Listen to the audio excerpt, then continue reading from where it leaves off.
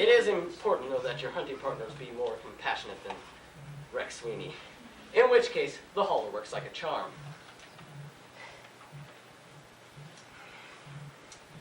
Fishing computer.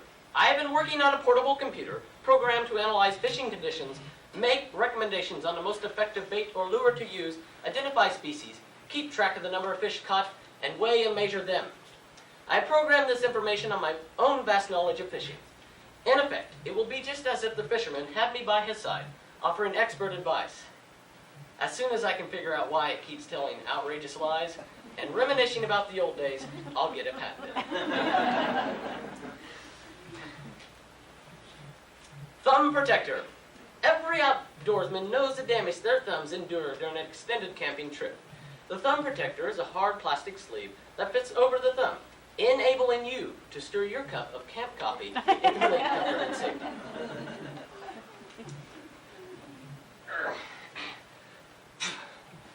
Automatic fish cleaner and skeller.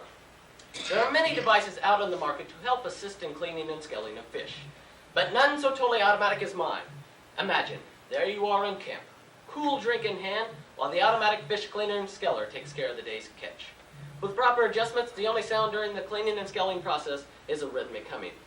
Now here's the amazing thing. The skeller will only cost $4.95. The operative device consists only of a small shiny ball attached to the end of a string, which you dangle in front of the eyes of your spouse and chant, "Your eyelids are becoming heavy. You are now in deep sleep. You love to clean and scale fish. You will hum rhythmically while cleaning and scaling fish."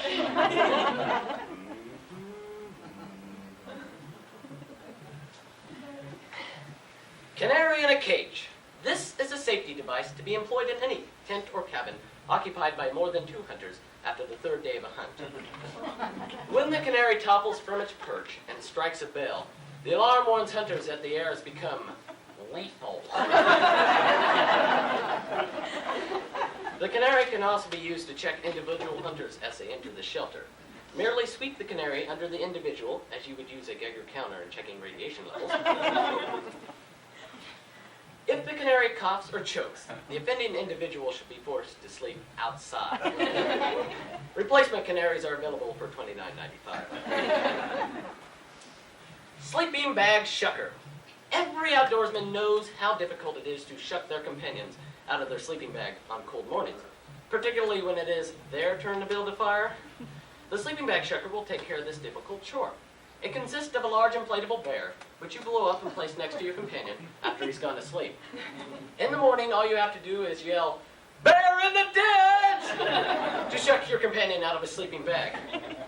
This obviously is a great improvement over my previous design of a sleeping bag shucker, which required you to get up, insert the bottom of the bag between 2 rollers, and crank it through.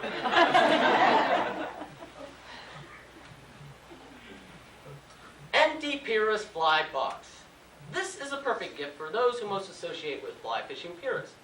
It looks like a regular fly box, but when a secret button is pushed, a panel slides open to reveal a matched set of night crawlers. Well, that's enough Christmas delight to tantalize you with for a while. I have to go clean the basement. I love to clean the basement. Before my wife found out how to use the automatic fish cleaner and skeller, I didn't care that much for cleaning the basement.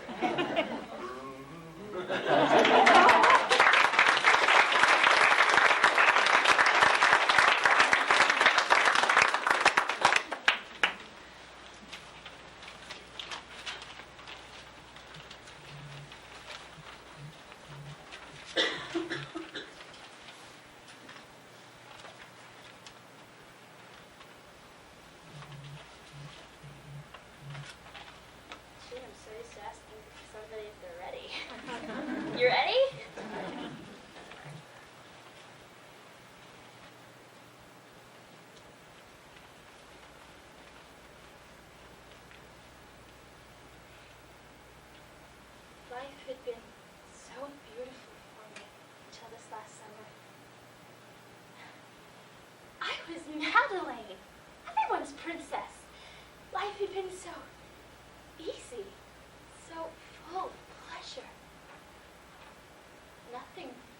prepared me for the tragedies that rained upon me since my marriage to Charles. They assured me that it was no one's fault. That no one was to blame for the accident at the construction site. As though they expected that to be some sort of a comfort. 6 months after our marriage, my beloved Charles was dead. I couldn't be comforted. Yet I struggled through my sorrow, following that one candle that burned steadily just beyond my reach and beckoned me on. The small flickering light of hope contained in the promise of the new life I was carrying. Our child. I remember I prayed for a son to remind me of Charles.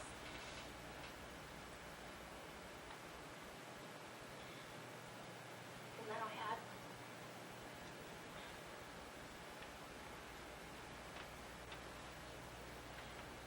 Phantom by Susan Kay.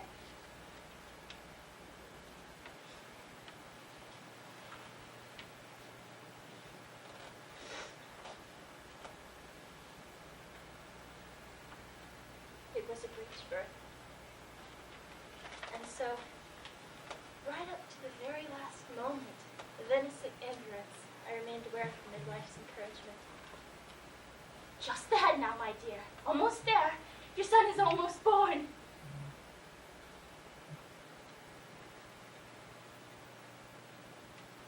To me, it seemed like I was the only one left alive in the world. And that I would be trapped in that prison of pain forever.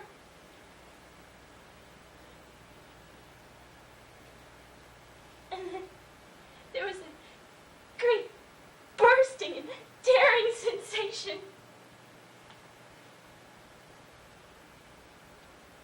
And then peace. And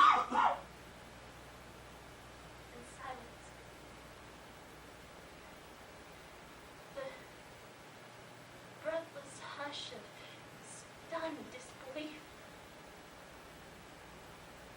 I opened my eyes to see the midwife's face slowly draining of color, and I remember thinking, it must be dead. Even then, sensing the truth, that it was worse than that. Much worse. I looked down at the sheets that lay beneath me.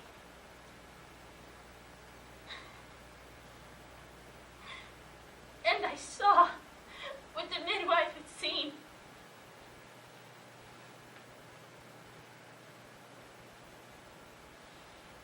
I didn't scream. Neither of us screamed. Even when we saw him make a feeble movement and we realized it wasn't dead. The sight of the thing that lay upon that sheet was so unbelievable. It denied all power of speech.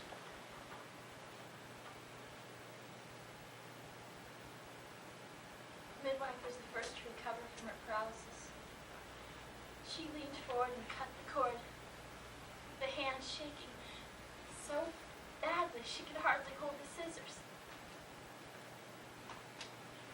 I watched with numb detachment as she rolled the creature into a shawl and dropped it in the cradle beside the bed. Then she yelled downstairs and I moaned, and the maid Simone. Run and fetch Father Mansart and tell him to hurry.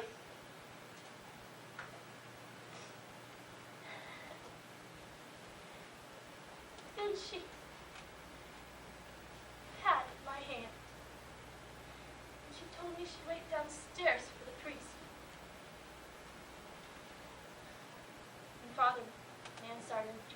There was a commotion. And immediately the midwife began to speak. She said that my child was a monster. I couldn't believe my ears. She was speaking as though I were in the house, like that creature in that cradle.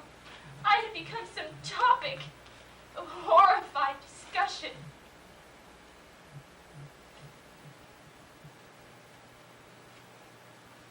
I was no longer a person.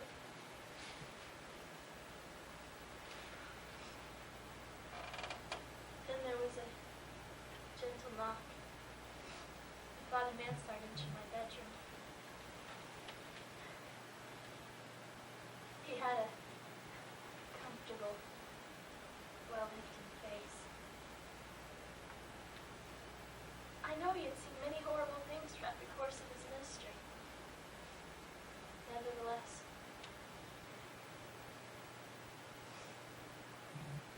I saw him recoil involuntarily from the crib. One hand tightened on the crucifix around his neck, while the other hastily made the sign of the cross.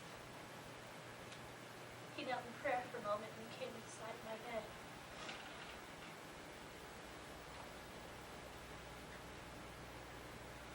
It's a lot, isn't it?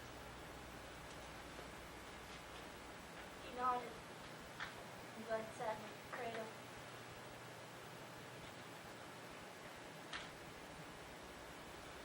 Father, if I don't touch it, if I don't feed it,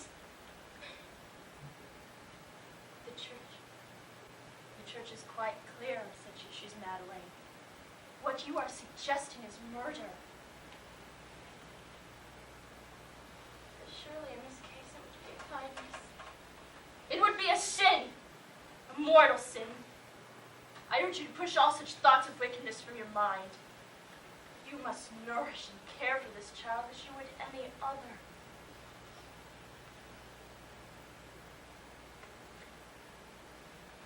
I wanted to say that even God could make a mistake. What right did anyone have to suggest that that thing live? Was this God's mercy?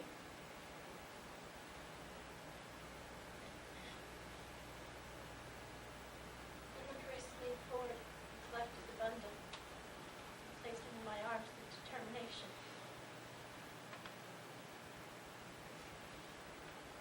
This is your son. Learn to love him as God does. Then he collected his cloak and he left.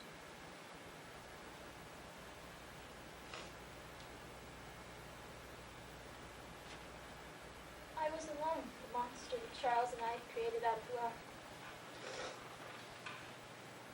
Fearfully, I parted the shawl that covered his little face.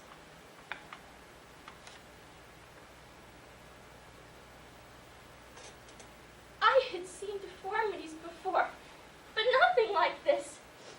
The entire skull was exposed beneath a thin, transparent membrane with little blue, pulsing veins, horribly mismatched eyes, and grossly deformed lips.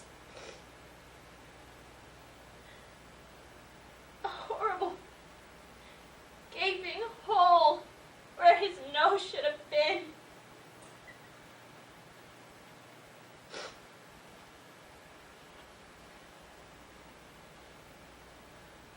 And then he cried.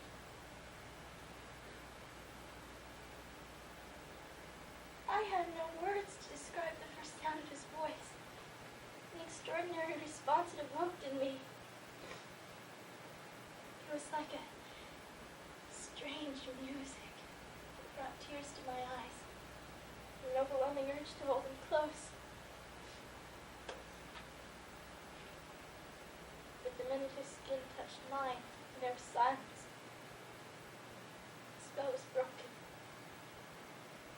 Panic and revulsion seized me again, and I dashed him from my breast as if it were some disgusting insect sent to suck my blood.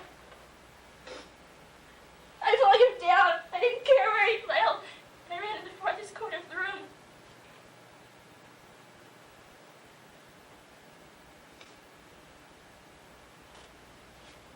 I wanted to die.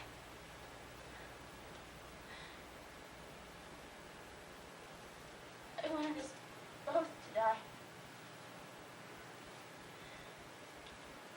I know that if he had cried again at that moment, I would have killed him. First him, and then me. But he was silent. Perhaps it was already dead. Gradually, I became aware of a new day dawning outside the window. With the light, I heard that voice which wrapped itself around my brain like a lover's caress. I tried to shut it out, but I couldn't. I know that if I had run to the farthest corner of the world, I wouldn't be able to escape him. That sound would still be there in my brain, driving me mad.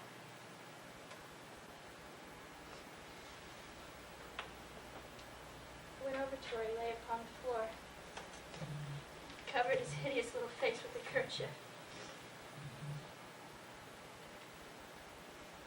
When I could no longer see him, I found I could control my revulsion sufficiently to handle him.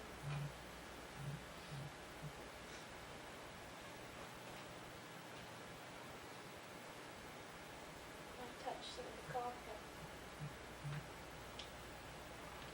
When he was silent, I laid him in the cradle beside the bed.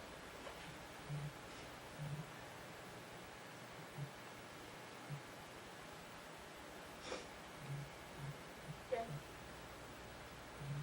while he sat and slept in a room full of summer sunlight, I sat in this chair and I fashioned the first garment he ever wore.